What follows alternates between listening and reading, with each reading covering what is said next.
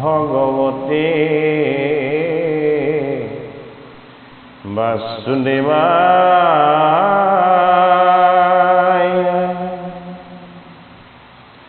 জন্মদাস্যায়ত্বন্নয়দিতরত সর্তে সবিজ্ঞসরৎ তেনে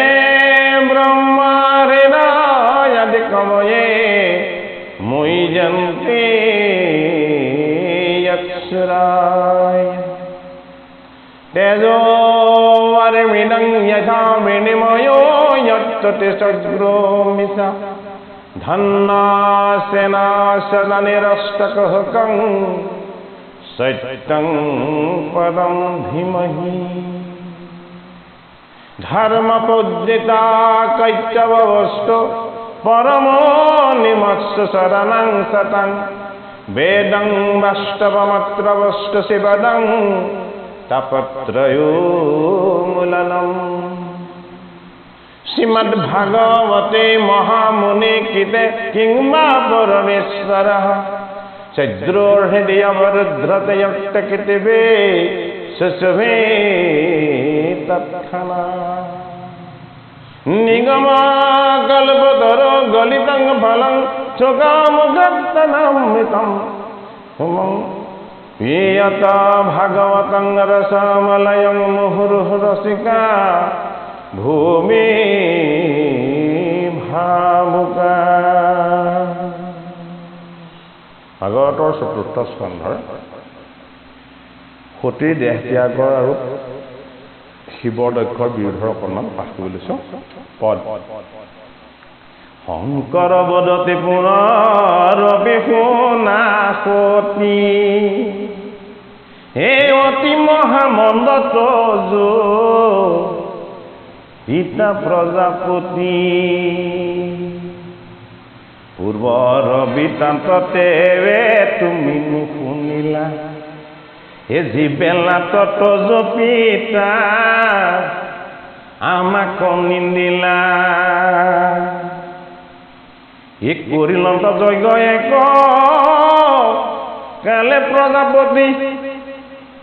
হে আমিও আছিলো সেহি এসময়ে তহিতি কৰিলন্ত তজ পিতৃ মোক তিৰস্কাৰ এই সভা মাজ কৰিলন্ত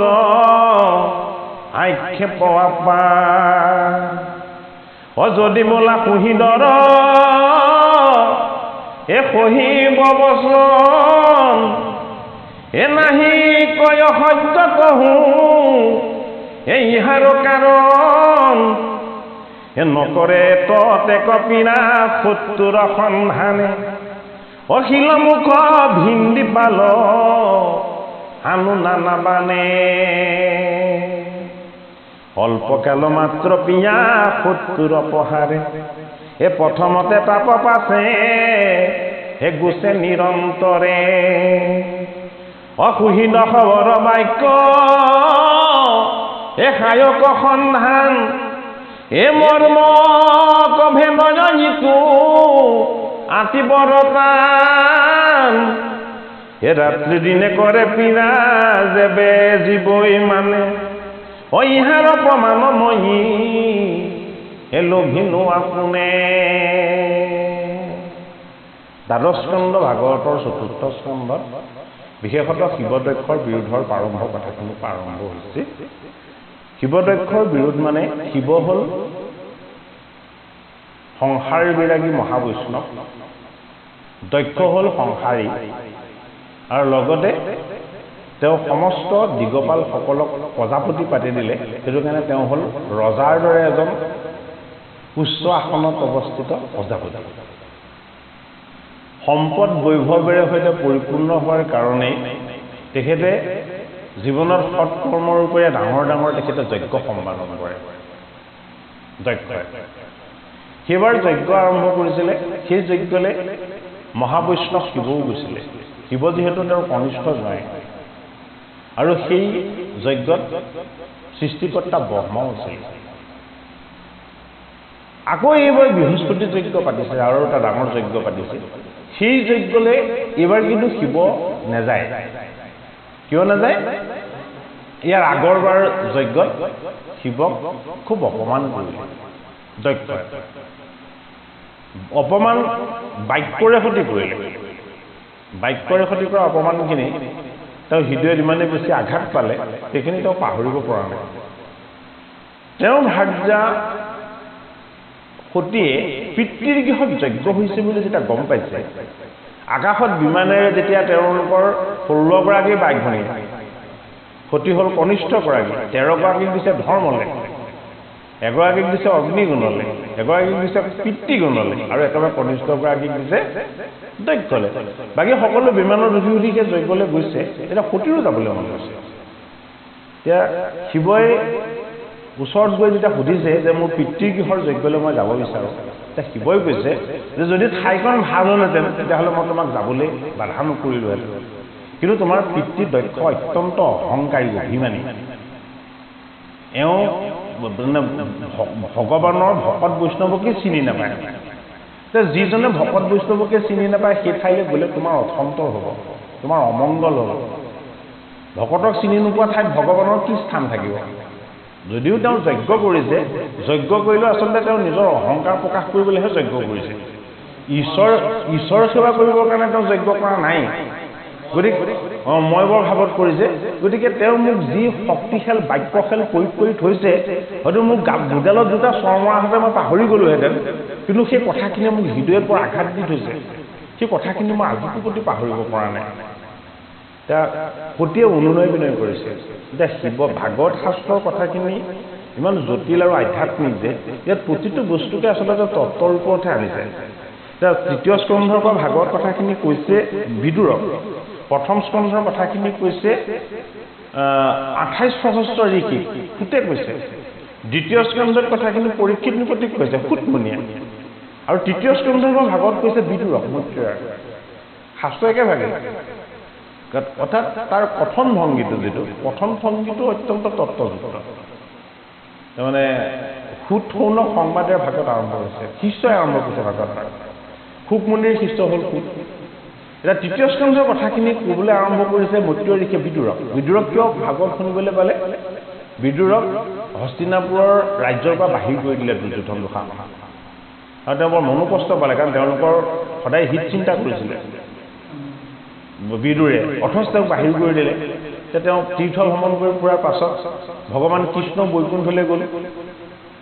নদীৰ পাৰত গংগাৰ পাৰত যেতিয়া উদ্ধৱক লগ পালে উদ্ধৱে কান্দিছে যে আমাৰ প্ৰভু কৃষ্ণ বৈকুণ্ঠলৈ গ'ল এতিয়া বিদুৰে মানে উদ্ধৱক সাৱটি ধৰি কৈছে যে মই যি গ'লো মইতো দুৰ্যোধন দুঃশাসনহঁতৰ অত্যাচাৰতে মই মৃতপ্ৰায় হৈ আছিলোঁ কিন্তু মই আজি এটা নতুন জীৱন পালোঁ বোলে কিয় মই তোমাক লগ পালোঁ কাক লগ পালে উদ্ধৱ মহন্ত ভাগৱত শাস্ত্ৰত এইটোও দেখুৱাইছে যে প্ৰত্যক্ষভাৱে ভগৱানক কোনো লগ পাব নোৱাৰে ভগৱানৰ তত্ত্বটো ভকত বৈষ্ণৱৰো যদি কেনেবাকৈ লগ পোৱা যায় তেতিয়াহ'লে ঈশ্বৰক লগ পোৱাৰ যিটো আনন্দ সেই আনন্দটো অনুভৱ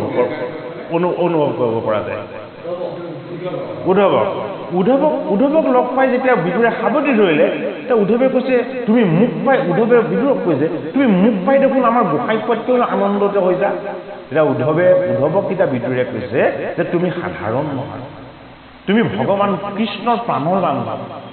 তোমাৰ দৰে এজন সৎ সন্ত মহন্ত ভকতৰ যদি কেনেবাকৈ অকণমান সান্নিধ্য পোৱা যায় ঈশ্বৰ কৃষ্ণৰ সান্নিধ্যতকৈ এয়া কোনো গুণে কম নহয় ভাগৱতে সেই শিক্ষাটো আমাক দিব বিচাৰিছে যে যদি আমি সন্ত সাধু মহন্ত দেই ভণ্ড হ'লে নহ'ব কিন্তু দেই প্ৰকৃতাৰ্থত সাধনময় হ'ব লাগিব স্বভাৱ চৰিত্ৰ আচৰণ নিৰ্মল হ'ব লাগিব বাক্য বচন অত্যন্ত শুদ্ধ আৰু পবিত্ৰ হ'ব লাগিব আৰু তেওঁৰ জীৱনচৰ্যা অত্যন্ত সাত্বিক হ'ব লাগিব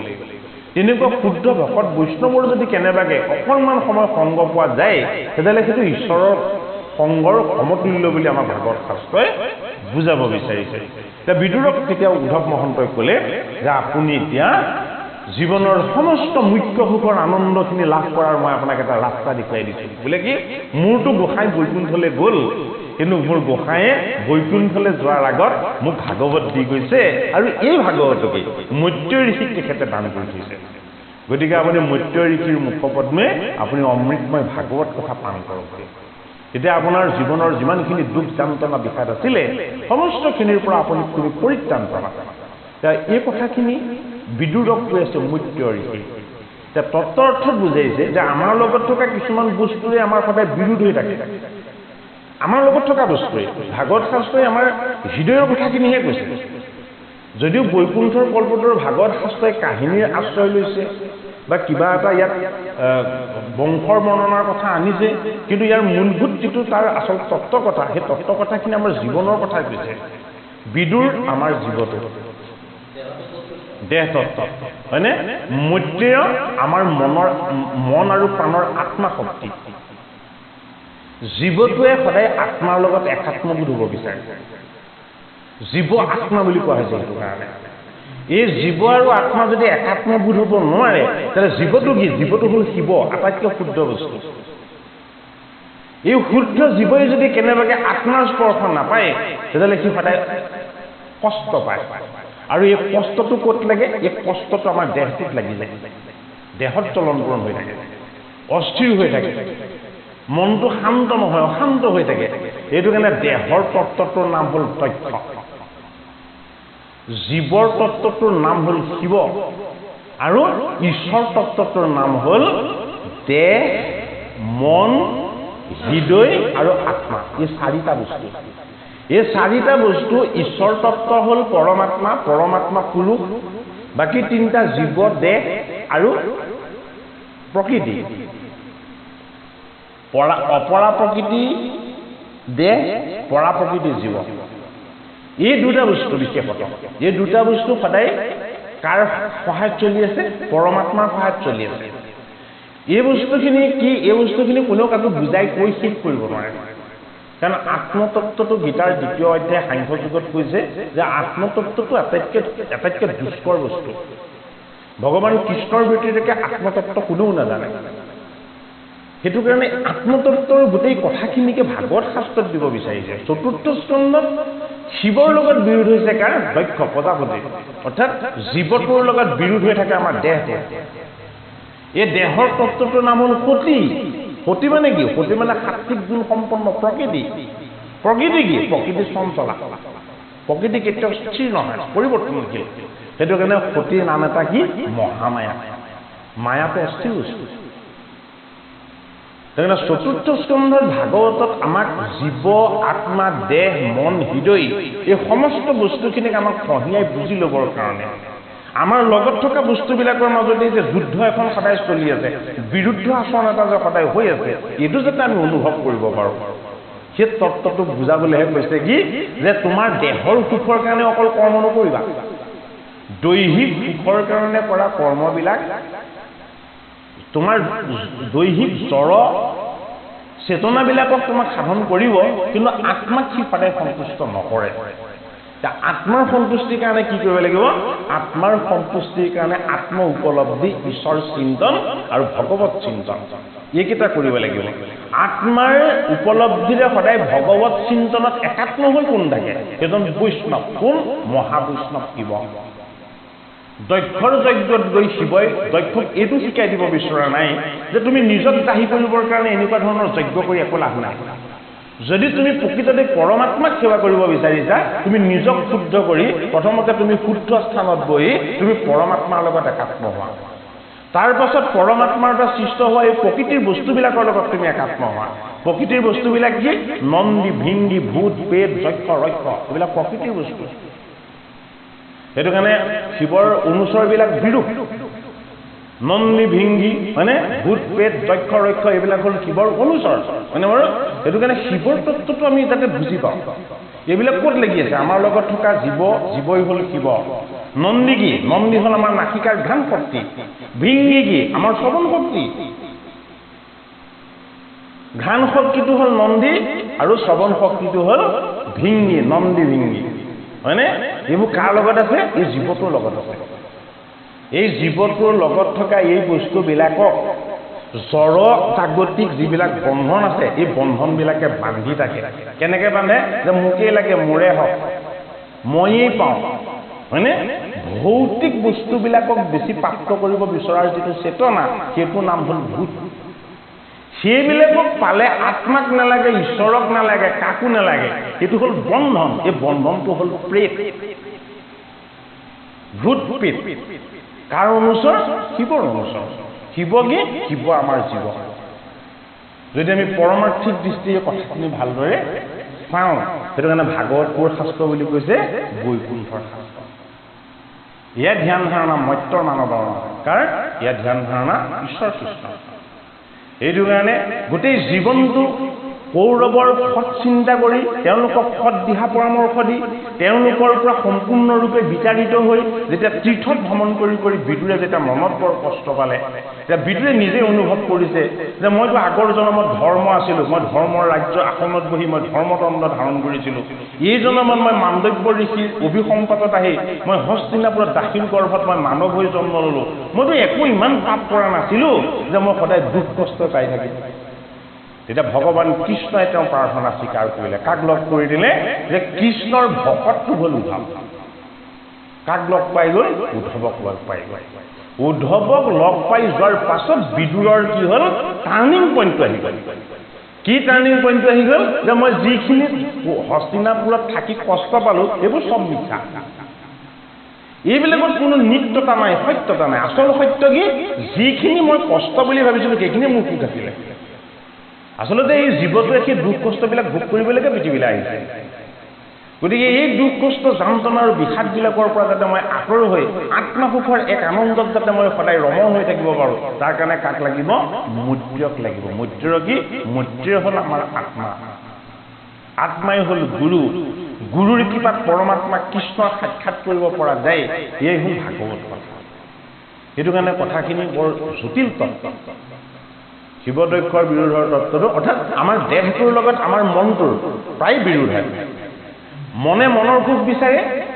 বিবেকে কি বিচাৰে? বিবেকে আত্মাৰ সুখ বিচাৰে। সেইটো কাৰণে এই বস্তুবিলাকৰ মাজত থকা যিটো বিৰোধ, তাকে কি কৰি দেখুৱাইছে? শিৱদক্ষ বিৰোধ কৰি দেখুৱাইছে। এতিয়া পদত সেই কথাখিনি কি আমাক এতিয়া কৈ গৈছে। হে আজি অনুগুছে বিনা হে মুৰহী নয়ৰ, এ সিটো বাক্য মৰি নিৰন্তৰ, হে অস্থি কোবে দিলে মূৰ দক্ষ বাক্য মানে, হে নয়ো কৰে মোক যেন শত্ৰুৰ সন্ধানে। এটা ডাঙৰ কথা। আমাৰ লগত যিটো জীৱ আছে, জীৱ হ'ল পৰা প্ৰকৃতি। গীতা শাস্ত্ৰতে কথাখিনি স্পষ্টকৈ বৰ ধুনীয়াকৈ লিখিছে, জীৱৰ কোনোদিন মৃত্যু নহয়। জীৱৰ কি হয়? জীৱৰ দুটা কাম হয়। যদি আমি এই দেহটোত থাকি আমি যদি ভাল কাম কৰোঁ, ভাল চিন্তা কৰোঁ, ভাল যদি আমি জীৱন যাপন কৰোঁ, পৰৰ হিতৰ কাৰণে যদি আমাৰ জীৱনৰ সৰহখিনি সময় আমি দিব পাৰিছোঁ, তেতিয়াহ'লে আমাৰ জীৱটোৰ সদ্গতি হ'ব। যদি আমি পৰ হিংসা কৰিছোঁ, পৰক অনিষ্ট কৰিছোঁ, পৰৰ সম্পত্তিৰ প্ৰতি আমি ধৰক বেয়া মনোভাৱ লৈছোঁ, মানে কাৰোবাক আমি যদি বেয়া কৰিছোঁ, অন্যায় কৰিছোঁ, কাৰোবাৰ প্ৰতি বেয়া বাক্য ৰাখিছোঁ, তেতিয়াহ'লে আমাৰ লগত থকা জীৱটো ক'লৈ যাব? নৰকত দুখ কষ্ট ভুগিবলৈ যাব। জীৱই জন্ম আৰু মৃত্যুৰ আয়াজাত চক্ৰত অনন্ত জুনি কেৱল ভ্ৰমণ কৰি থাকিব লগা হয়। কিয় ভ্ৰমণ কৰি থাকিব লগা হয়? অৰ্থাৎ ই তাৰ কৰ্মফলটো প্ৰতিটো জনমতে ভোগ কৰিব লাগিব। আজি আমি যদি সুখ পাইছোঁ, আগৰ জন্মৰ সাধনা শূন্য। যদি দুখ পাইছোঁ, আগৰ জন্মৰ সঞ্চিত পাপ। ভাগৱত শাস্ত্ৰ মতে পূৰ্বজন্মৰ সঞ্চিত পাপ আৰু পুণ্যখিনিয়ে আমি এইটো জন্মত ভোগ কৰিব লাগে। এইটো জন্মত আমি যিখিনি কৰ্ম কৰিম, সেইখিনি ফল আকৌ তাৰ পৰৱৰ্তী যিবিলাক জীৱৰ জন্ম হ'ব, সেই জন্মবিলাকত আমি ভোগ কৰিব লাগে। ভাগৱতৰ পঞ্চম অধ্যায়ত সেইটো কাৰণে সেই কথাটোৰ সত্যতা প্ৰত্যয় নিয়াবৰ কাৰণে জড়ভৰতৰ আখ্যানটো দিছে। পঞ্চম স্কন্ধত জড়ভৰতৰ আখ্যান দিছে।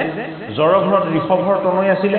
ঋষভৰ তনয় হৈ তেওঁ মুখ্য সাধনৰ কাৰণে পুলহ ঋষিৰ আশ্ৰমলৈ গৈছিলে। পুলহ ঋষিৰ আশ্ৰমত গৈ তেওঁ একান্তমতে ব্ৰত পালন কৰি ওমকাৰ মন্ত্ৰ জপ কৰি তেওঁ নিৰন্তৰ হৰি সাধনা কৰি থাকোঁতেই তেওঁ গণ্ডকী নদীত এজনী সিংহই খেদি যোৱাত যেতিয়া গাভিনী হৰিণ তাত পৰিলে, হৰিণজনীৰ এটা সন্তান প্ৰসৱ হৈ নদীত উটি গুচি গ'ল, আৰু হৰিণ পোৱালিটো তেওঁ কি কৰিলে? বচাবৰ কাৰণে নিজৰ লগলৈ লৈ আহিলে। তাক তুলি তালি ডাঙৰ দীঘল কৰি মৰম কৰি থাকোঁতে ইমানেই তাৰ মায়াত পৰি গ'ল এই ফুলৰ ঋষিৰ আশ্ৰমত ঘৰত কি হৈ গ'ল ধ্যান কৰি থাকোঁতেও সেই পহু পোৱালিটোৰ কথাহে ভাবি থাকে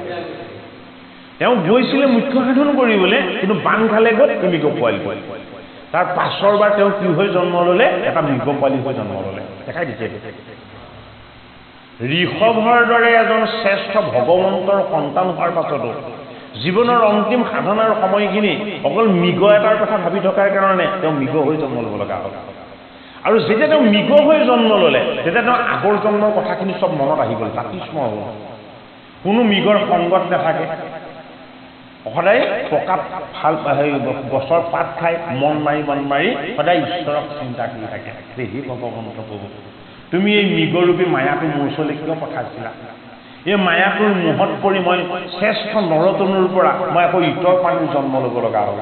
তুমি মোক এনেকুৱা এটা জন্ম দি দিবা মৃগ হৈ থাকোঁতে তেওঁ সাধনা কৰিছে কি জন্ম দিবা যাতে গোটেই জগতক মই জড় কৰি ৰাখিব পাৰোঁ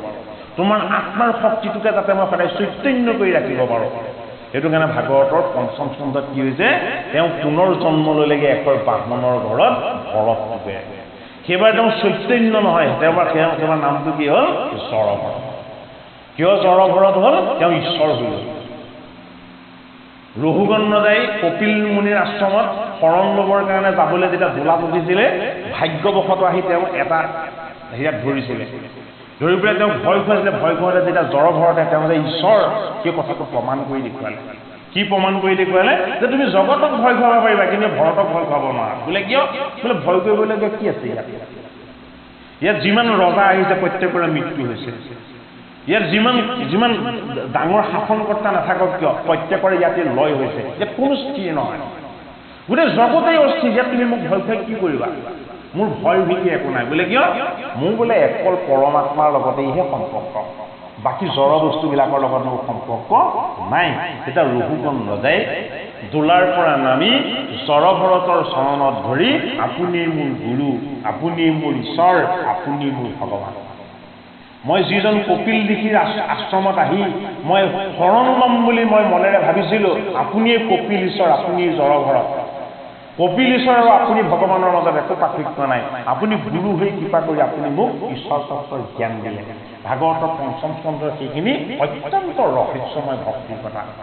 ৰঘুগণ ৰজাক শৰণ ভজনৰ সমস্ত তত্ত্ব জড়ভৰতে দিছে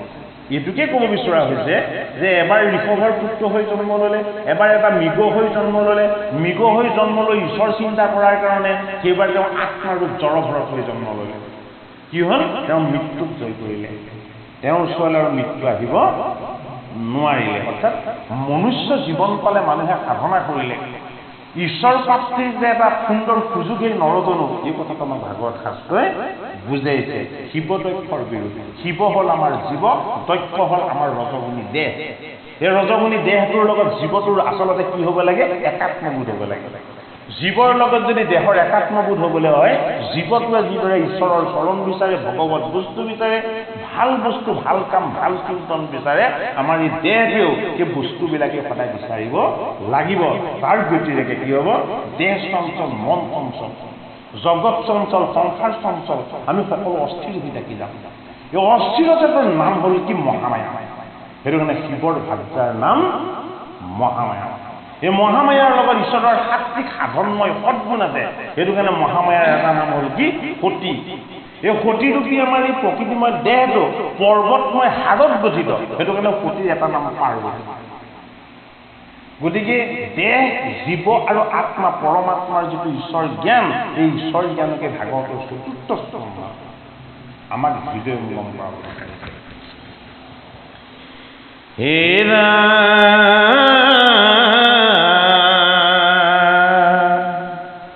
হে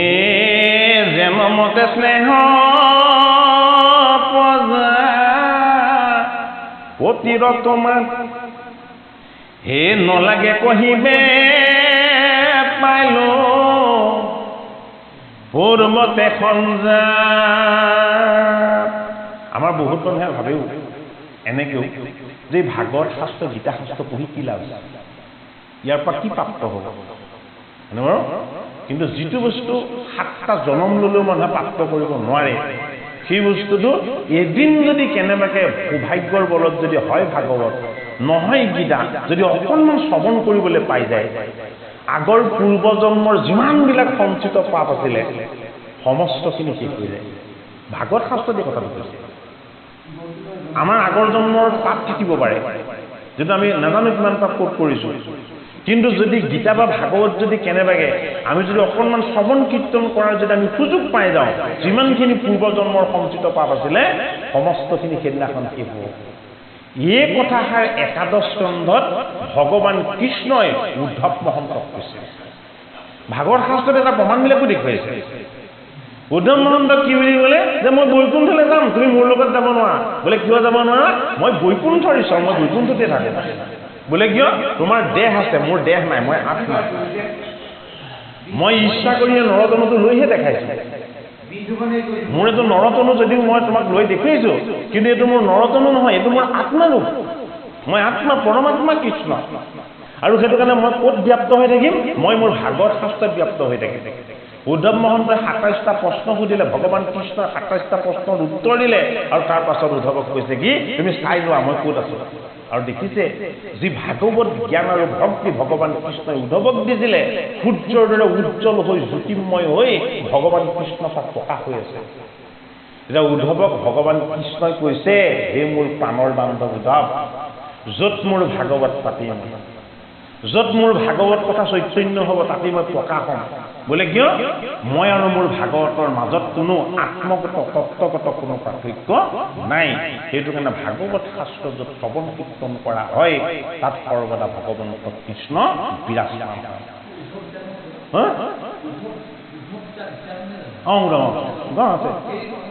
কথাটো তাত দিয়া আছে আৰু যাৰ লগত আধ্যাত্মিক ঈশ্বৰ তত্ত্বৰ জ্ঞান লাভ হোৱা নাই যিজনৰ লাভ হোৱা নাই সেইজনৰ আগৰ জন্মত সাধনা নাছিলে গীতা শাস্ত্ৰতে কথাখিনি খুব স্পষ্টকৈ দেখাইছে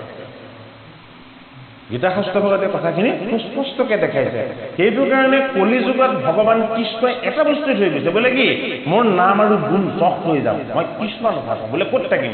মোৰ নাম গুণ আৰু যশ য'ত প্ৰকাশ হ'ব মই তাতে বিৰাজমান হৈ যাম কাৰণ আটাইতকৈ শ্ৰেষ্ঠ বস্তুটো হ'ল শব্দ শব্দতকৈ শ্ৰেষ্ঠ বস্তু একো নাই বোলে কিয় তোমাৰ যে জন্ম হৈছে তোমাৰ কান্দোন বুলি শব্দই তাৰ প্ৰমাণ তোমাৰ যে মৃত্যু হৈছে তোমাক সুধিব যে মাত কথা আছেনে নাই বোলে নাই তেতিয়াহ'লে তোমাৰ মৃত্যু কান্দোনৰ যোগেদি শব্দ প্ৰকাশ কৰি জীৱৰ জন্ম আৰু মৃত্যুত শব্দবহম অৰ্থাৎ কোনো ধৰণৰ আৰু বাক্য তেওঁৰ মুখত প্ৰকাশ নহয় এইটো হ'ল তেওঁৰ মৃত্যু সেইটো কাৰণে শব্দতকৈ শ্ৰেষ্ঠ তত্ত্ব নাই বাণী সেইটো কাৰণে বাণীও যদি কেনেবাকৈ কৃষ্ণযুক্ত হয় ঈশ্বৰযুক্ত হয় ভগৱতযুক্ত হয় তেতিয়াহ'লে সেই বাণী কি হয় পাপৰ কাৰণে অগ্নি হয় জীৱনৰ কাৰণে কি হয় জীৱনৰ কাৰণে কি অমৃত হয় সেইটো কাৰণে ভাগৱত শাস্ত্ৰত বিশেষত ভগৱান কৃষ্ণৰ কলিক কৈছে যে য'ত মোৰ ভাগৱত কথা শ্ৰৱণ কীৰ্তন হয় সেই ঠাইলৈ কিন্তু কলিক কেতিয়াও প্ৰৱেশ হ'ব নোৱাৰে আৰু ইয়াৰ ইমান এটা ভাগৱত শাস্ত্ৰ ভাগৰ ইমান ইমান মহামহিমা আছে আমি প্ৰত্যক্ষ সেইখিনি দেখিছোঁ ভাগৱত শাস্ত্ৰ ভাগৰ ইমান মহামহিমা আছে সেইখিনি আমি প্ৰত্যক্ষ নিজে দেখিছোঁ দুৰাৰোগ্য ৰোগ ভাল হৈ গৈছে ভাগৱত পাঠ কৰাৰ পাছত উঠিব নোৱাৰা মানুহ ভাগৱত পাঠ কৰাৰ পাছত আহি ভাগৱত পঢ়িব পৰা হৈছে এই বিজ্ঞানৰ যুগত মানুহৰ হৃদযন্ত্ৰৰ অস্ত্ৰোপচাৰো হাতেৰে নকৰি যন্ত্ৰৰে কৰিব পৰা সময়তো তেনে মানুহৰ জ্বৰ হৈ শুই থকা মানুহেও গীতা পাঠ কৰি শেষ হোৱাৰ লগে লগে বহি পেলাই আহাৰ খাব পৰা হৈ গৈছে শব্দব্ৰহ্ম হ'ল ভগৱন্ত কৃষ্ণৰ ঐশ্বৰিক শক্তি এই শক্তিক কেতিয়াও একো শক্তিয়ে বিনাশ কৰিব নোৱাৰে সেইটো কাৰণে ভাগৱত ভা মানে কি ভা মানে পোহৰ গ মানে কি যিটো বস্তুৰ গতি আনৰ লগত তুলনা নহয় আটাইতকৈ বেছি বেগৱন্ত শক্তিশালী গতিটোৱেই হ'ল এই পাৰ্থিৱ বস্তুবিলাকত পোহৰতকৈ পাৰ্থিৱ বস্তু একোৱেই গতিশীল নহয় সেইটো কাৰণে ভা মানে কি ভা মানে পোহৰ গ মানে কি গ মানে গতি মানে কি এই অৱস্থানটো এই তত্ত্বটো এই স্বৰূপটো যি উপলব্ধি কৰিব পাৰিব আৰু মানে কি উদ্ধাৰ হ'ব তাৰ ভাগৱত জীৱ তাৰণৰ এটা ডাঙৰ উপায় এইটো কাৰণে চতুৰ্থ স্কন্ধৰ কথাখিনি অতি ৰহস্যময় জোঁৱায়েকৰ লগত শহুৰেকৰ বিৰোধী জোঁৱায়েক কোন জোঁৱায়েক হ'ল শিৱ মহাবৈষ্ণৱ সাধনময় বিৰূপ কুটিল আৰু জটিল বোলে কিয় মই জীৱৰ তত্ত্বলৈহে আহিছোঁ মই ঈশ্বৰেই জীৱৰ তত্ত্বলৈ তেওঁ কি হৈ আহিছে মই তিনি গুণত আহিছোঁ কিন্তু মই গুণত নাথাকোঁ সেইটো কাৰণে ত্ৰিশূল শিৱৰ হাতত ত্ৰিশূল এডাল দিয়া নাথাকে জানো ত্ৰিশূলটো কি 17তম তিনি গুণলৈ মই আহিলোঁ কিন্তু গুণক মই স্বীকাৰ নকৰোঁ বোলে কিয় মই নিৰ্গুণস্থিত কি বোলে মই সদায় ঈশ্বৰকে উপাসনা কৰোঁ যি ভগৱন্ত কৃষ্ণক সৰ্বদা উপাসনা কৰে সি দেহ লৈ থাকিলেও দেহৰ অতীত গুণত থাকিলেও গুণৰ অতীত সেইটো কাৰণে শিৱই ত্ৰিশূলডালক কি ৰূপে ধাৰণ কৰিছে যে মই ত্ৰিশূল ধৰিছোঁ এই ত্ৰিশূল তোমাৰ তিনি গুণ অহংকাৰ কিন্তু এই অহংকাৰে মোক যাতে স্পৰ্শ নকৰে সেইটো কাৰণে আসনখনৰ নামটো কি ব্যাঘাসনত বহে আৰু তেওঁ কি আসন কি বস্ত্ৰ কি পিন্ধে ব্যাঘ বস্ত্ৰ ব্যাঘ মানে কি ব্যাঘ মানে লোভ ব্যাঘ মানে কাম ব্যাঘ মানে ক্ৰোধ অৰ্থাৎ লোভ মোহ আৰু কাম এই তিনিটা বস্তুৱে যাক স্পৰ্শ নকৰে সেইজন হ'ল শিৱ সেইটো কাৰণে তেওঁ লোভ মোহ আৰু কাম এই তিনিটা বস্তুক তেওঁ নাভিৰ পৰা ওপৰলৈ যাবলৈ নিদিয়ে সেইটো কাৰণে নাভিৰ তেওঁ কি পিন্ধে ব্যাঘ বস্ত্ৰ মিঠা তললৈকে পৰি থাকে তাৰ অৰ্থটো কি যে লোভ মোহ আৰু কাম এই তিনিটা দিশটোক মই সদায় অধীন কৰি ৰাখিম এই তিনিটা বস্তুৱে মোক সদায় কোনোদিন কেতিয়াও স্পৰ্শ কৰিব নোৱাৰিব সেই তিনিটা বস্তুক তেওঁ জয় কৰাৰ কাৰণে তেওঁৰ নাম হ'ল ত্ৰিপুৰাৰী ত্ৰিপুৰ নামৰ এজন অসুৰক বধ কৰি বুলি গৈছে বুলি কৈছে ত্ৰিপুৰ অসুৰ হ'ল লোভ মোহ আৰু কাম এই তিনিটা পৰমাৰ্থিক দৃষ্টিৰে যদি আমি কথাখিনি চাওঁ যে ত্ৰিশূলটো আমাৰ লগত কি হৈ আছে ত্ৰিশূলটো আমাৰ লগত ফুটটো হৈ আছে কি হৈ আছে তিনিটা অহংকাৰ হৈ আছে মহাবৈষ্ণৱ শিৱই এক ঈশ্বৰ কৃষ্ণক উপাসনা কৰি জীৱনৰ জড়তাখিনি কি তাক বুজি পাই চৈতন্য ঈশ্বৰ কৃষ্ণ আৰু তেওঁ সাধনাই হ'ল মোৰ জীৱন সেইটো কাৰণে সাধনময় জীৱন কটোৱাৰ কাৰণে তেওঁ হ'ল মহাযোগী যোগীয়ে সাধনা কৰে যিজনক চিন্তা কৰিলে যিজনৰ চৰণ সেৱা কৰিলে যোগীজন মহাযোগী হ'ব পাৰে এজন কোন তেওঁ হ'ল মহাযোগী বৈষ্ণৱ শিৱ সেইটো কাৰণে শিৱ এক তত্ত্ব হয়নে আমি শিৱ পূজা কৰাৰ কোনো প্ৰয়োজন নাই আমি কি আমাৰ লগত জীৱ আছে আমাৰ লগত থকা জীৱই শিৱ এই জীৱৰূপী শিৱ আমাৰ দেহৰ তিনিটা গুণত বান্ধ খাই আছে সেইটো হ'ল ত্ৰিশূল তত্ত্ব চতুৰ্থ স্কন্ধত সেইটো কাৰণে কাৰ লগত বিৰোধ কৰি দেখুৱাই যে দেহৰূপী দক্ষৰ লগত জীৱৰূপী শিৱৰ বিৰোধ তত্ত্বটো দেখুওৱা হৈছে এতিয়া এই দেহটো কি হ'ব ভস্ম হ'ব দেহ কি কতি ক'ত পিতৃৰ যজ্ঞ যি পিতৃৰ ঔৰসত তেওঁ জন্ম হৈছিলে সেই পিতৃয়ে তেওঁক অসন্মান আৰু অপমান কৰাৰ কাৰণে সেই যজ্ঞতে তেওঁ কি কৰিব সেই সাধনময় দেহটো তেওঁ ত্যাগ কৰি দিব বোলে কি তুমি দিয়া দেহ মোক নালাগে দেহকো যি সাধনাৰ যোগেদি জ্বলাই ভস্ম কৰি দিব পাৰে শিৱৰ ভক্তি এই কথাখিনি বহুত যদি আমাক ঈশ্বৰে এটা দেহ দিছে দেহটো কিয় দিছে দেহটো আমি ভাবিছোঁ ভোগৰ কাৰণে দিছে বুলি আমি ভাবিছোঁ এই দেহটো আমাক ঈশ্বৰে দিছে বিলাস আৰু আনন্দৰ কাৰণে দেহত ভোগ বিলাস আনন্দ এইকেইটা বস্তু দেহৰ লগত সদায় থাকিব কিন্তু এই দেহটো কি এই দেহটো হ'ল এখন দুৱাৰ কিহৰ দুৱাৰ তোমাৰ লগত থকা জীৱটোক মই মুক্তিৰ কাৰণে এখন দুৱাৰ দিছোঁ এই মুক্তিৰ দুৱাৰটোৱে হ'ল আমাৰ এই দেহ যদি এই দেহটোক ঈশ্বৰ চিন্তনত ভগৱত চিন্তনত ঈশ্বৰ উপাসনাত যদি আমি লগাব পাৰোঁ আৰু যি সন্তানে পিতৃ মাতৃৰ বাক্য কোনোদিন মান্য নকৰে সেই সন্তান কোনোদিন জীৱনত কেতিয়াও সুখী হ'ব নোৱাৰে পিতৃ মাতৃ কি পিতৃ মাতৃ হ'ল ঈশ্বৰ আমি নেদেখা ঈশ্বৰজনক উপাসনা কৰিছোঁ হয় কিন্তু দেখাজন ঈশ্বৰ আমাৰ মা দেউতা যদি আমি পিতৃ মাতৃৰ চৰণ চুই সেৱা কৰি যে তুমি মোক এই পৃথিৱীলৈ জন্ম দিলা তুমি মোক তুলি তালি ডাঙৰ দীঘল কৰিলা তুমি মোৰ ঈশ্বৰ নেদেখা ঈশ্বৰজনে তেতিয়াহে আনন্দ কৰে বোলে কিয় এওঁ মোক চিনি পালে বোলে কেনেকৈ চিনি পালে যে মই এওঁ পিতৃ আচলতে আচল পিতৃটো পৰম গুৰু হয় নে নহয় কিন্তু পৰম পুৰুষকতো আমি নেদেখোঁ দিয়ে দিছে হয় নহয় সেইটো কাৰণে ভাগৱত শাস্ত্ৰই ৰামায়ণ শাস্ত্ৰই মহাভাৰত শাস্ত্ৰই সদায় পিতৃ মাতৃৰ প্ৰতি শ্ৰদ্ধা আৰু ভক্তি এই শিক্ষাটো সৰ্বদা দি আহিছে যি সতি সন্তানে পিতৃ মাতৃক ঈশ্বৰ জ্ঞান নকৰে পিতৃ মাতৃক ভক্তি আৰু শ্ৰদ্ধা নকৰে সেই সন্তানৰ কেতিয়াও কল্যাণ নহয় কাৰ সিদ্ধান্ত? ভাগৱত শাস্ত্ৰৰ সিদ্ধান্ত। কাৰ সিদ্ধান্ত? ৰামায়ণ শাস্ত্ৰৰ সিদ্ধান্ত। ৰাম কিয় ঈশ্বৰ হ'ল? ৰামটো নৰ হৈহে জন্ম লৈছিলে, অযোধ্যাত দেহ লৈহে জন্ম লৈছিলে, কৌশল্যাৰ গৰ্ভত জন্ম লৈছিলে। ৰাম কিয় ঈশ্বৰ হ'ল? ৰাম ঈশ্বৰ সত্যৰ, কৃষ্ণ ঈশ্বৰ প্ৰেমৰ, পৰশুৰাম ঈশ্বৰ অহংকাৰ দূৰ কৰা।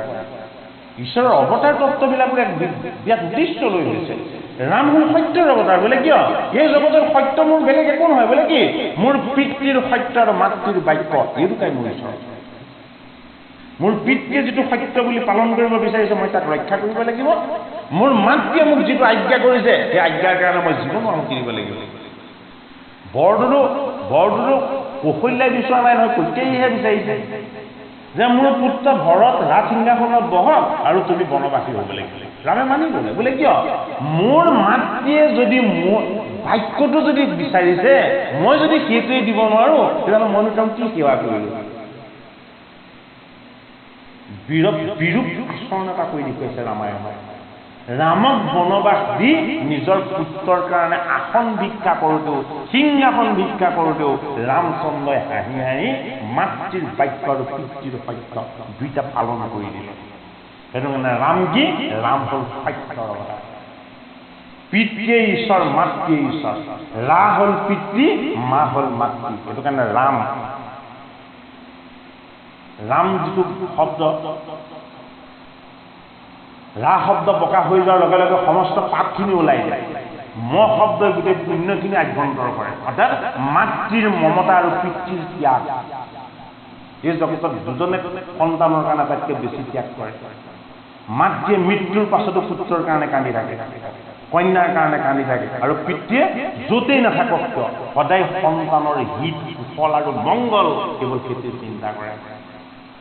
সেইটো কাৰণে এই জগতখনত আমি পিতৃ মাতৃক যদি ঈশ্বৰ জ্ঞান কৰিবলৈ শিকা নাই, তেতিয়াহ'লে আমাৰ ভাগৱত জ্ঞান কেতিয়াও লাভ নহয়। ৰামায়ণত ৰামে সেই সত্যক প্ৰতিষ্ঠা কৰি দেখুৱাইছে, আৰু ভগৱান কৃষ্ণই কৈছে যে মোক যি পুত্ৰ ৰূপেৰে প্ৰতিপালন কৰিব, মই তাৰ গৃহত কি নকৰিম। সেইটো কাৰণে দশম স্কন্ধত 90টা অধ্যায় দিছে। ভগৱান কৃষ্ণ জন্ম মৃত্যু জৰা মৃত্যুহীন ঈশ্বৰ, তথাপিতো যশোদাৰ কোলাত আহি তেওঁক প্ৰতিপালন হৈ দেখুৱাইছে। বোলে কি? মই যদিও সত্য, এইবাৰ মই প্ৰেম ৰূপ হ'ম। বোলে কিয়? মই গোপীৰ গৃহত মাখন চুৰ কৰি খাম। মোৰ মাতৃয়ে মোক উৰালত যদি বান্ধিবলৈ বিচাৰে, মই কঁকাল পাতি দিম, মই তাকো বান্ধাম। বোলে কিয়? মই মোৰ মাতৃ আৰু পিতৃৰ ওচৰত মই এজন সাধাৰণ শিশুৰ দৰে ডাঙৰ ডাঙৰ কৃষ্ণ প্ৰেমটো কীৰ্তন শাস্ত্ৰত জগতগুৰু অনন্ত শংকৰদেৱ গুৰুজনাই বিশেষ তত্ত্ব আনিছে শিশুলীলা। শিশুলীলা বুলি কিয় আনিছে? হয়নে? আমাৰ স্বভাৱ, চৰিত্ৰ, আচৰণ এই সকলোবিলাক আমি শিশুৰ দৰে সৰল, নিৰ্মল আৰু যদি কোমল কৰি ৰাখিব পাৰোঁ, তেতিয়াহ'লে ভক্তি কৰিব পাৰিম। মনটো যদি কেনেবাকৈ ৰুক্ষ হয়, কঠিন হয়, তেতিয়াহ'লে আমাৰ ভক্তি কেতিয়াও সাধনা নহ'ব। মনটো নিৰ্মল কৰি ৰাখিবলৈ আমাৰ স্বভাৱ, চৰিত্ৰ, আচৰণ আৰু চিন্তন শিশুৰ দৰে নিৰ্মল আৰু কোমল হ'ব লাগিব। ভাগৱত শাস্ত্ৰ, সেই শাস্ত্ৰসন্মত গোটেই ব্যৱস্থাখিনি আমাক দেখুৱাইছে, যাতে আমি এই জগতলৈ নৰতনু যে পালোঁ, শ্ৰেষ্ঠ জীৱৰ যে আমি এটা সুযোগ পালোঁ, এই সুযোগটোক যাতে আমি ঈশ্বৰ সেৱা আৰু ভগৱত চিন্তনত যাতে আমি আকৌ লগাব পাৰোঁ বা লগাবলৈ যত্নপৰ হওঁ। সেইটো কাৰণে আজি আপোনালোকৰ কাৰণে আটাইতকৈ ভাল দিন, আটাইতকৈ মংগলময় দিন। বোলে কিয়? সেইদিনত ভাই দুৰ্দিন বুলি আমি অমেঘ চন্ম নহয় দুৰ্দিন, হে কৃষ্ণ কথা অমৃতৰ হে কাম্যক আলাপৰ যিটো দিন হয়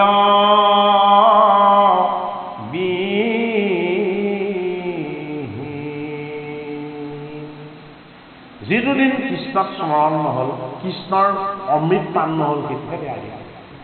আজি সমস্ত কৃষ্ণৰ অমৃত ভাগৱত পান কৰা হৈছে। গতিকে আজিৰ দিনটোতকৈ ভাল দিন আচলতে এই সেৱকী বা গৃহস্থৰ কাৰণে বেলেগ নাই। মনত কৰি দিব। হে ৰাম মোৰ বাক্য নুশুনি যদ্যপি একি বেলাৰ পৰা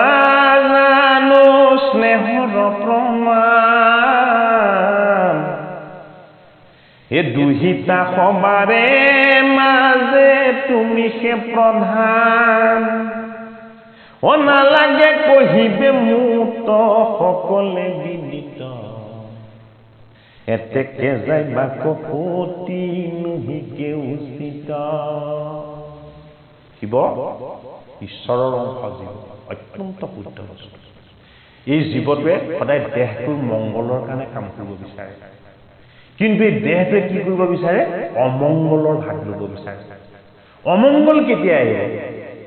যেতিয়া কিবা এটা কাম কৰোঁতে উঠক কৰিব বেছি খৰখেদা কৰিব তেতিয়াই উজুতি খায় তেতিয়াই কষ্টকা খায় হয়নে বাৰু অমংগলটোক সুমংগল কৰিবৰ কাৰণে ভাগৱত শাস্ত্ৰই আমাক এটা শিক্ষা দিছে যে কি শিক্ষা দিছে যে তোমাৰ চিন্তন ভাৱ যাতে সদায় দৃষ্টি তুমি ইমান বিলাস বৈভৱৰ অস্থিৰতা কিয় প্ৰকাশ কৰিব বিচাৰিছা পিতৃয়ে যজ্ঞহে কৰিব বিচাৰিছে ঈশ্বৰ সেৱা কৰিব বিচৰা নাই তেওঁৰ হৃদয়ত কোনো ভগৱত প্ৰেমেই নাই ভকতৰ প্ৰতি শ্ৰদ্ধাই নাই তেওঁ নিজকে নিজে বহুত ডাঙৰ বুলি ভাবি থাকে এইটোৱে তেওঁৰ পাপ তোমাৰ পিতৃ হলেও পিতৃ তোমাৰ গুৰু হলেও মই তেওঁৰ অৱগুণ গোৱা নাই তেওঁ মোক যিখিনি অপমান কৰি থৈছে মই যিমান কষ্ট পাই আছো মই তোমাকো কোৱা নাই কাৰণ তুমিও কষ্ট পাব পাৰা কিন্তু তুমি এতিয়া সেইজন তথ্যৰ যজ্ঞলৈ যে যাবলৈ বিচাৰিছা তালৈ গ'লে কিন্তু তোমাৰ বিপদ হ'ব বোলে কিয় তুমি শিৱৰ তুমি বৈষ্ণৱৰ ভাৰ্যা গতিকে যি অবৈষ্ণৱ যি ঈশ্বৰৰ শুদ্ধ ভক্তি মাৰ্গক নেজানে যদি তুমি তালৈ যোৱা তাত কিন্তু তোমাৰ অমংগল হ'ব এইটো কাৰণে বিবাহিত হোৱাৰ পাছত ভাৰ্যাই কেতিয়াও স্বামীয়ে বাৰণ কৰা ঠাইলৈ কেতিয়াও যাব নেলাগে ভাগৱত শাস্ত্ৰ স্বামী মানে সেই মদ ভাং খাই আহুকাল কৰি পোৱা সকলৰ কথা কোৱা নাই বুলি হা যি প্ৰকৃততেই স্বামী যাৰ ভগৱত প্ৰেম আছে শুদ্ধ চিন্তন আৰু বাতাবৰণৰ ওপৰত যাৰ ধাৰণা আছে এই মূৰ বাক্য নুশুনি জয় দপি যাহা চলি নলভিবা শতকাৰ দক্ষৰ সমুলি নকৰিবা আদৰতো মাক প্ৰজাপতি যিহেতু নুগুছে তাপতানমুক প্ৰতি হে নাহি খনিতে কুষ্ঠ তজোজ নকৰ হে ভৈলাই আদি আঁতৰকো ধতক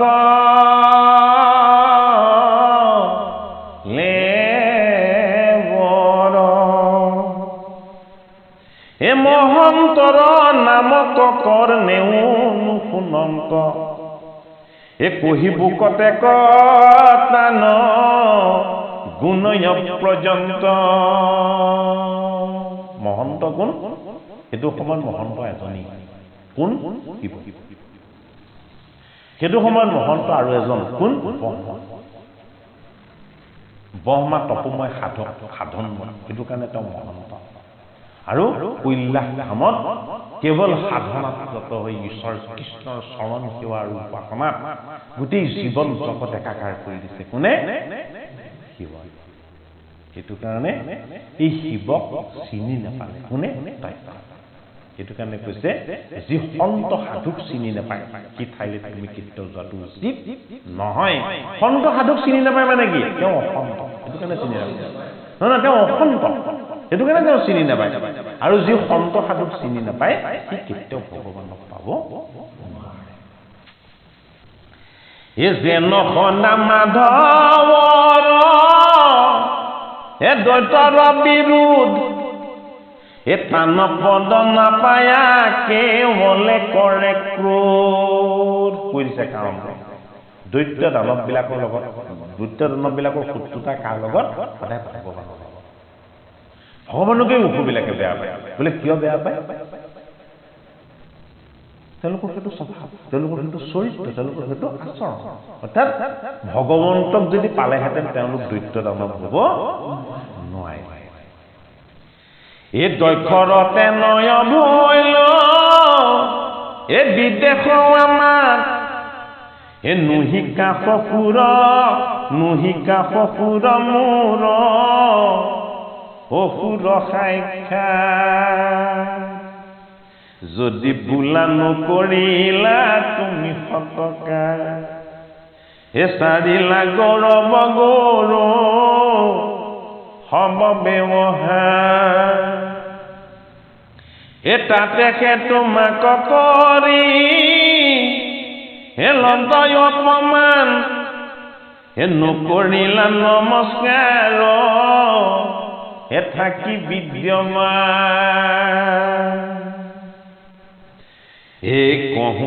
কহোঁতে বেসমিধান শুনা সাৱধানে কিবা ভাল মন্দ বোলা গুণী চাবা মনে মহন্ত খবৰ নমস্কাৰৰ বিধান মহাজনে জানে তাক নজানয় যিটো হব জীৱৰ চৈতন্য নাৰায়ণ তাহাংক সদায় কৰে মহন্তে সেৱন অৰ্থাৎ দক্ষ যজ্ঞ ভূমিলে বুলি যেতিয়া প্ৰৱেশ কৰি আহিছিলে দেহ একদম উজ্জ্বল হৈ জিলিকি আহিছিলে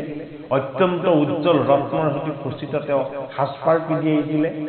তেওঁ সমস্ত জোঁৱায়েক অগ্নিগণু অগ্নিদেৱতাও তেওঁ দেখি বহা আসনৰ পৰা উঠি তেওঁক অভিবাদন জনালে কিন্তু এক আসনত বহি আত্মাৰূপ ঈশ্বৰ কৃষ্ণক একান্ত চিত্তে উপাসনা কৰি আত্মাৰ আনন্দত চকু পানী বৈ আছে মানে মহাকৃষ্ণ শিৱ আছে আত্মা সুখৰ আনন্দ দক্ষ আছে ক'ত মই ইমান উজ্জ্বল হৈ আহিছো মই ইমান ভাল হৈ আহিছো মোক দেখা সত্ত্বেও উঠি নিদিয়া এই যে জড় বস্তুটোত লাগি আছে মই দক্ষ লাগি থাকিল জড় বস্তুত শিৱ বহি থাকিল চৈতন্য তত্ত্ব সেইটো কাৰণে তুমি কিমান সাধনা কৰি নিজৰ আত্মাৰ ওচৰত ঈশ্বৰৰ ওচৰত পাব পাৰিছা এইটোৱে তোমাৰ আচল পৰিচয় তুমি কিমান দেখুৱাৰি কৰি পেলাই আনৰ ওচৰত তুমি জাহিৰ হৈ কেনেকে তুমি আসন ল'ব পাৰিছা সেইটো আত্মাৰ পৰিচয় নহয় সেইটো কাৰণে ভাগৱত বৈকুণ্ঠ এই শাস্ত্ৰই জীৱক আত্মাৰ ওচৰত পৰমাত্মাৰ ওচৰত এক কৰি দিব বিচাৰে ই ভোগবিলাকক নস্যাৎ কৰা নাই কিন্তু আত্মা ঈশ্বৰৰ যিটো প্ৰকাশ সেই প্ৰকাশটোক অনুভৱ কৰিবলৈ বিচাৰে এইটো কাৰণে যে যি মহন্তকে চিনি নাপায় মহন্তৰ মহান গুণসমূহক যিজনে দেখা নাপায় সেইজন অবৈষ্ণৱ তোমাৰ পিতৃ দক্ষ সেইজনৰ যজ্ঞলৈ তুলি চোৱাটো কেতিয়াও উচিত নহয় ভাগৱত শাস্ত্ৰত শুদ্ধ বিচাৰ আৰু শুদ্ধ সংস্কাৰ চতুৰ্থ স্কন্ধত দিব বিচাৰিছে যদি আমি ভগৱান কৃষ্ণক ভাল পাওঁ যদি আমি ভগৱান কৃষ্ণৰ একান্ত সেৱক হয় তেতিয়াহ'লে আমাৰ কোনো আত্মগৰিমা আত্মশ্লাঘা আত্ম অভিমান এনেকুৱা ধৰণৰ বস্তু কেতিয়াও আমাৰ লগত থাকিব আচলতে নেলাগে কিয় সকলো জীৱ আত্মাই ঈশ্বৰ ইয়াত কোনো উচ্চ নিচ্চ ভেদভাৱ আমাৰ হৃদয়ত থাকিব নেলাগে সকলোৱে ঈশ্বৰৰ অংশ শুদ্ধ জীৱ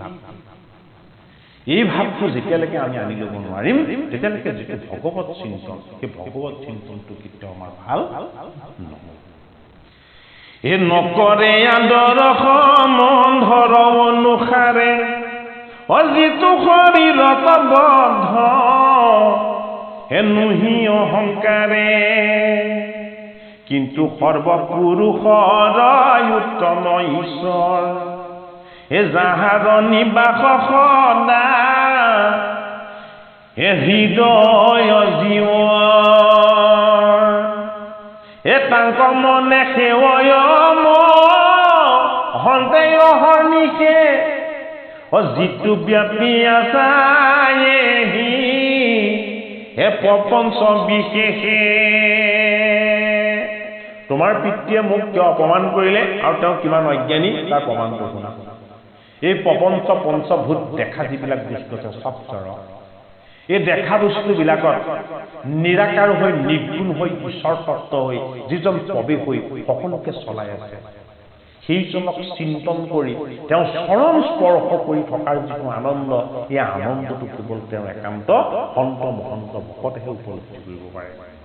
মই চকু পানী টুকি টুকি ভগৱন্ত কৃষ্ণৰ পৰমাত্মাৰ আনন্দত মই সমাধিত লীন গৈ আছো, আৰু তেওঁ সাধন ৰহিত হৈ সাধনাৰ পৰা আঁতৰ হৈ অসাধাৰণ এটা প্ৰকাশ লৈ তেওঁ যজ্ঞভূমিতে প্ৰকাশ হৈছে নে ক'ত প্ৰকাশ হৈছে, মোৰ সেইখিনি চোৱাৰ মোৰ কি প্ৰয়োজন আছে? শাস্ত্ৰ দেখাইছে হয়নে? তেওঁ বাহ্যিকতাৰ ফালে চাই আছে আৰু মই আভ্যন্তৰীণ আত্মাৰ ঈশ্বৰ তত্ত্বৰ ফালে চাই আছে, আৰু তেওঁ সেইটো বুজি নাপায়। পাছত আকৌ মোকে দোষাৰোপ কৰি ইমান কটু বাক্য প্ৰয়োগ কৰিলে। যিজন যক্ষৰ সংস্কাৰ নাই, ভকত বৈষ্ণৱক চিনি নাপায়, অৱগত অবৈষ্ণৱ, সেইজন তোমাৰ পিতৃ হলেও সেইজনৰ যজ্ঞলৈ যাবলৈ মই তোমাক কেতিয়াও অনুমতি নিদিওঁ। হেৰা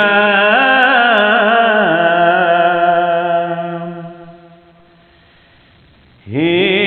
ময়ো সেইমতে কৰো সদা নমস্কাৰ, অজাহাৰ ইংগিতে হুৱে হে বিশ্বৰ সংহাৰ। মোৰ সাধনাৰ তত্ত্বটো শুনা, হে মোৰ বাঞ্ছা। যিজনে এক দৃষ্টি আৰোপ কৰি দিয়াৰ লগে লগে মায়া গৰ্ভৱতী হৈ সপ্ত স্বৰ্গ সপ্ত পাতাল হয়নে এই সমস্তখিনি সৃষ্টি হৈ ব্ৰহ্মাণ্ড ৰচনা হ'ল। তেওঁৰ এটা কটাক্ষত গোটেই ব্ৰহ্মাণ্ডখন সৃষ্টি হৈ গৈছে মায়া দ্বাৰা।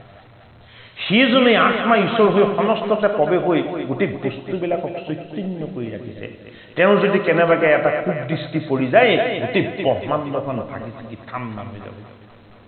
সেইজন পৰম শক্তিমান পতিত পাৱন ঈশ্বৰক মই সেইটোত সদায় উপাসনা কৰি তেওঁৰ আনন্দৰ লগত মই হৈ থাকো। সেইটো কাৰ সাধনা? সেইটো শিৱৰ সাধনা। আমাৰ আগত কি কৰে? লিংগত গাখীৰ ঢালে। পাথৰত গাখীৰ ঢালিলে ঈশ্বৰক পাব জানো?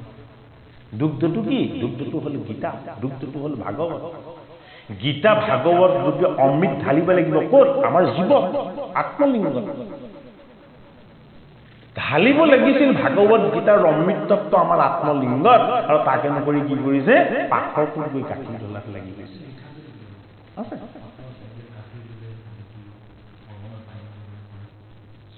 নহয় তাৰমানে পাথৰটো হ'ল জড় বস্তু।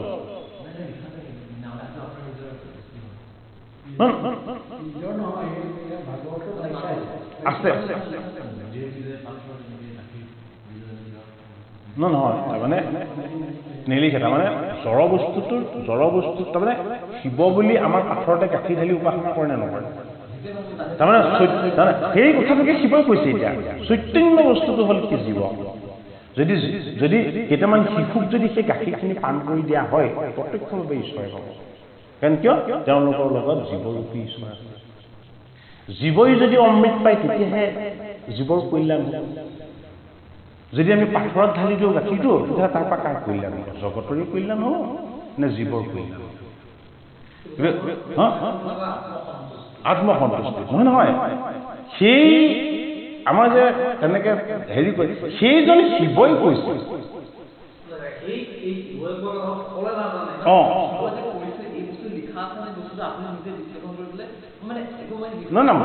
কণ্ট্ৰভাৰ্চি নহয়, কণ্ট্ৰভাৰ্চি ওলাই যাব কথাখিনি। এই কথাখিনি সেই কথাখিনিকে কৈ আছে, কৈ আছে সেই কথাখিনিকে কৈ আছে। ইয়াত মই শুনিব আকৌ দেই, ইয়াতে কৈছে, পদতে কৈছে, এ ময়ো সেই মতে কৰো এ সদা নমস্কাৰ, এ যাহাৰ ইংগিতে হুৱে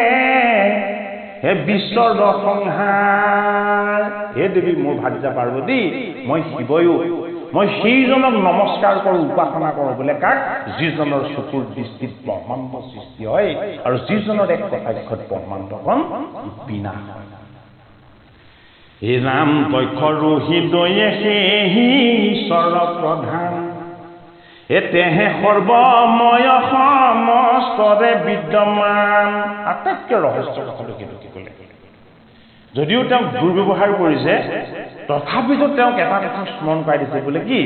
দক্ষৰ হৃদয়তো কিন্তু সেইজন ঈশ্বৰে। তাৰমানে ঈশ্বৰৰ উপলব্ধিটো যে অভেদ্য,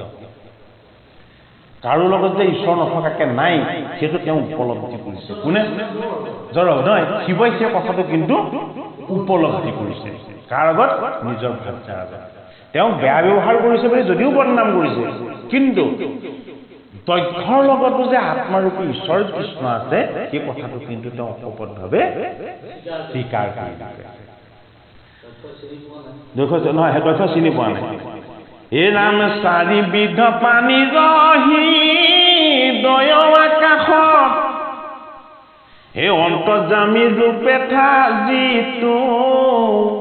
হে সদায়ে বেকত হে যিটো মহাপুৰুষ চৈতন্য বাসুদেৱ এ তাহান চৰণে অহৰ নিশে পৰুষে তাৰমা শিৱই কাক সেৱা কৰে চতুৰ্থ স্কন্ধত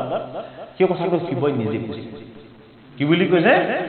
যে বসুদেৱৰ পুত্ৰৰ কাৰণে ভগৱান কৃষ্ণৰ এটা নাম হ'ল বাসুদেৱ বসুদেৱৰ পুত্ৰৰ কাৰণে তেওঁৰ নাম বাসুদেৱ এতিয়া এই বাসুদেৱ যিজন কৃষ্ণ সেইজন কৃষ্ণকেই মহাবৈষ্ণৱ শিৱই কৈছে যে সেইজনকে মই হৃদয়ত লৈ আছো উপাসনা কৰি আছো বোলে কিয় তেওঁক মই উপাসনা কৰোঁ গোটেই জগতত সমস্ত যি চাৰিমুখী জীৱ উৰণ দুৰণ গজন আৰু ভ্ৰমণ এই চাৰিমুখী জীৱৰ চৈতন্য শক্তিটো হ'ল তেওঁ ইচ্ছা কৰি সেই সমস্তখিনিক চৈতন্য কৰি ৰাখিছে আৰু সেইটো কাৰণে সেইজন সৰ্বশ্ৰেষ্ঠ ঈশ্বৰকে মই কি কৰোঁ অহৰ্নিশে মই চিন্তা কৰি তেওঁ চৰণ সেৱা আৰু উপাসনা কৰি থাকোঁ এতিয়া দক্ষ যজ্ঞত তেওঁ ঈশ্বৰকে উপাসনা কৰি আছিলে তেওঁ আসনত বহি লৈছে যিহেতু তেওঁ সাধন মই ঈশ্বৰৰ সাধনা কৰিবলৈ মাতিছা তুমি যজ্ঞলৈ মাতিছা মানে ঈশ্বৰৰ সাধনা গতিকে মই মোৰ ঈশ্বৰৰ আত্মসাধনাত লাগিছোঁ দক্ষই তেওঁক গৈ আচলতে সেৱা সৎকাৰ কৰি তেওঁক মান্যতা কৰিব লাগিছিলে কিন্তু সেইটো নকৰিলে তাৰমানে ভাগৱত শাস্ত্ৰত এটা বৰ ডাঙৰ কথা দেখাইছে যদি কেনেবাকৈ ভকতৰ দুখ লাগে ভকতৰ দুখ লাগিলে সেই দুখ কোনো জনমত কেতিয়াও খণ্ড নহয় ভগৱানৰ যদি দুখ লাগে লগে লগে দুখ নধৰে যদি লাগিলেও লগে লগে খণ্ডন কেলে শিশু পালে 100 গালি পাৰিলে লগে লগে খণ্ডন মানে কিন্তু নৱম স্কন্ধত এই কথাটো দেখা যায় অম্বৰীষৰ ওচৰত অপৰাধ কৰিছিলে দুবাষাৰিকে এতিয়া ভগৱান কৃষ্ণৰ গুৰু অথচ চক পাই তেওঁ গোটেইখন খেদি ফুৰিলে তাৰ পাছত আকৌ অম্বৰীষৰ ওচৰলৈ আহি উপায় নাই বোলে তুমি বোলে নাই অম্বৰীষৰ ওচৰলৈ যোৱা